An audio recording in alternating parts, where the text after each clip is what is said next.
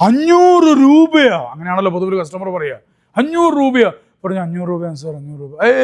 300 രൂപക്ക് 300, not 500, 300, give 300, give. അപ്പോൾ അദ്ദേഹം പറയാണ്, സർ ഇത് വന്നിട്ട് ഞാൻ ഒരാഴ്ച എൻ്റെ തന്നെ ഷോപ്പിൽ, എൻ്റെ തന്നെ കാർപ്പൻട്രി ഷോപ്പിൽ ഞാൻ തന്നെ എഫേർട്ട് ഇട്ട് ക്രാഫ്റ്റ് ചെയ്ത് ഹാൻഡൊക്കെ വെച്ച് മെയ്ഡ് ചെയ്താണ് sir. It took 1 week to create this product എന്ന് പറയുമ്പോൾ ആ കസ്റ്റമറിന് കിട്ടുന്ന ഒരു ഫീലിംഗ് ഉണ്ട്. There is a pain, there is a story designed and put in to this product. ആ സ്റ്റോറി പുറത്തേക്ക് വന്നത് എന്തായി? He's ready to pay 400. He's ready to pay 500. That's the reason we are telling create a story on a product. ഒരു പ്രൊഡക്റ്റിൻ്റെ മേലെ story ഉണ്ട്.